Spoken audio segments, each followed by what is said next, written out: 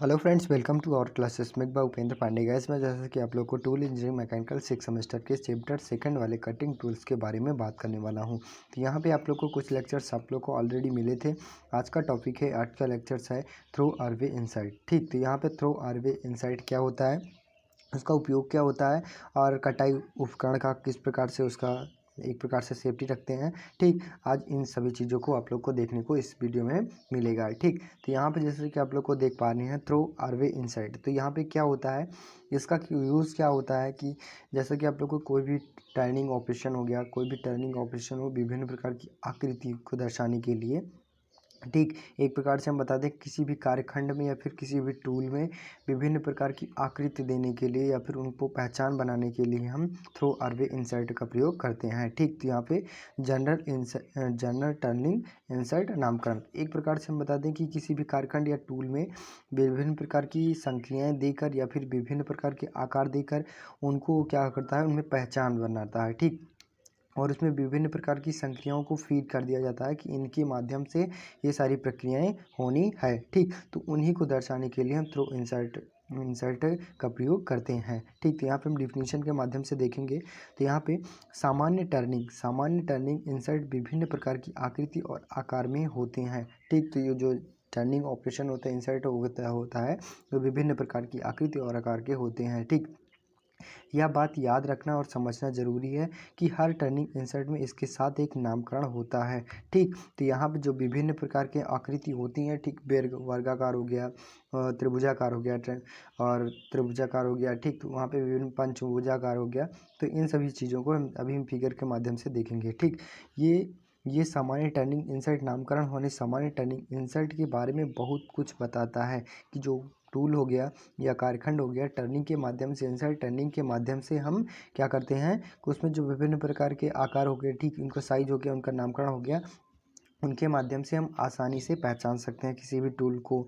ठीक, तो यहाँ पे नेक्स्ट आता है कि टर्निंग इंसर्ट नामकरण कुछ अक्षरों और संख्याओं, जो टर्निंग इंसर्ट नामकरण होता है वो किस पे डिपेंड करता है, अक्षरों पर और संख्याओं पर भी की एक सूची है। लेकिन इसके अंदर बहुत कुछ अधिक डेटा छिपा होता है कि जो जैसा कि आप लोग को एक एक माध्यम से अक्षरों और संख्याओं के माध्यम से सूची दर्शा दिया जाता है, लेकिन उसमें जो विभिन्न प्रकार के अक्षरों और संख्याएं होती हैं उनका बहुत काम होता है। ठीक, टूल धारकों पर बदलते आवेशण की तरह क्लैंपिंग हो गया, पिग लॉक पिन हो गया, बढ़त शक्ति हो गई। ठीक, और विभिन्न आकृतियों के साथ इंसर्ट चिंपिंग की प्रवृत्ति तथा शक्ति साइज पर संदर्भित करता है। ठीक, तो वही सब है कि जैसा कि आप लोग को कोई भी टूल्स वगैरह हो गया, ठीक, तो उनका टूल धारकों पर बढ़ते तरीके होते हैं। ठीक, तो विभिन्न प्रकार के उसका काम हो गया। ठीक, जैसा कि आप लोग क्लैंपिंग हो गया, बिग लॉक पिन हो गया, बढ़त शक्ति हो गया। ठीक, इन सभी पर ये सारी चीज़ें chipping insert through insert chipping chart depend करता है। ठीक, तो यहाँ पे जैसा कि आप लोग को फिगर के माध्यम से देख पा रहे हैं, तो फिगर के माध्यम से ये क्या हो गया, थ्रो आरवे इंसर्ट। ठीक, ये विभिन्न प्रकार के होते हैं, जैसे कि आप लोग को सी हो गया, सी और डी, के, आर। ठीक, यहाँ पे एस और टी हो गया, बी हो गया, डब्ल्यू हो गया।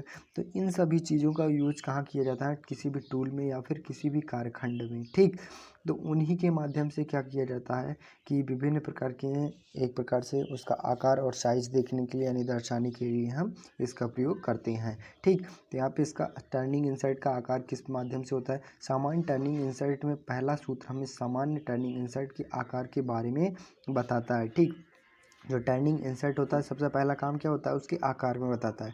टर्निंग हो गया, इंसर्ट आकार हो गया, कोड सी हो गया, डी हो गया, के हो गया, आर हो गया, एस हो गया, टी हो गया, वी हो गया, डब्ल्यू की तरह होता है। तो इनमें कौन कौन से आकार हो सकते हैं, डी हो गया, सी हो गया, डी हो गया, आर हो गया, एस हो गया, टी हो गया, डब्ल्यू हो गया। ठीक, तो इनको मोस्ट इम्पॉर्टेंट है, एक प्रकार से क्वेश्चन में पूछ लिया जा सकता है, टर्निंग इंसर्ट का आकार किस बेस पे होता है, तो C, D, K, R, S, T, V, W के बेस पे होता है। इन कोण का अधिकांश निश्चित रूप से एक तरह से टर्निंग इंसर्ट के आकार में व्यक्त करता है। जो इनमें से एंगल बनता है यानी कोण बनता है, वहाँ पे वो डिपेंड करता है कि उनके आकार पे। ठीक, यहाँ पे, ठीक। तो यहाँ पे आई होप आप लोग को टर्निंग इंसर्ट का आकार एकदम ईजी ढंग से समझ में आया होगा। अगर एग्ज़ाम में आ जाता है तो टर्निंग इंसर्ट का आकार और फिगर सही से दर्शाइए, ठीक। तो वहाँ पे आप लोग सही ढंग से लिख सकोगे, ठीक। नेक्स्ट आता है, तो नेक्स्ट आता है तो उपकरण कटर का रख रखाव। तो जैसा कि आप लोग को कोई भी उपकरण हो गया या फिर कटर हो गया, ठीक, टूल्स हो गया, उनको किस बेस पर रख रखाव रखा जाता है तो उनको दर्शाने के लिए हम देखते हैं। तो अनुचित रख रखाव के कारण ठीक ऐसे रख रखाव जांच न करने के उपकरण जल्दी खराब हो जाते हैं।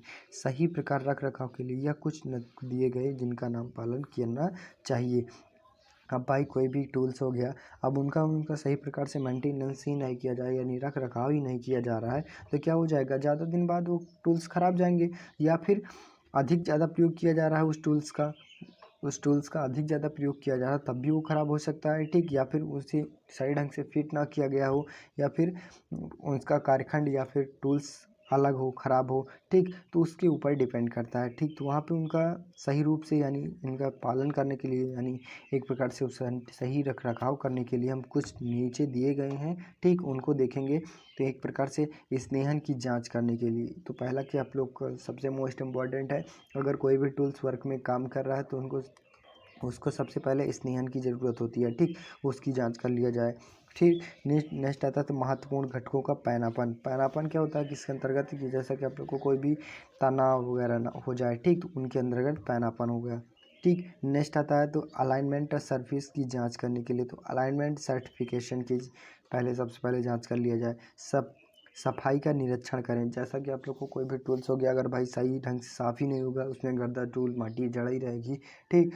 तो उसमें जो कारखंड होने वाला वो भी नहीं साफ होगा, एक प्रकार से हम सही रूप से उन्हें नहीं बना सकते, यानी दर्शा नहीं सकते हैं। नेक्स्ट आता है सामान्य और भागों का अच्छा ख्याल करना, ठीक। तो जो उसके पार्ट हो गए, ठीक, वहाँ पे टूल्स के भाग हो गए, ठीक। तो उनको सभी पार्ट हो गए, उनको सही रूप से एक प्रकार से एक प्रकार से देखते रहना कि किसी भी प्रकार में कोई भी पुर्जे ढीले नहीं हुए हैं, या फिर कोई भी ख़राब नहीं हो रहा, या फिर मोर्चा नहीं लग रहा, तो उनको सही रूप से एक प्रकार से देखते रहना चाहिए, ठीक।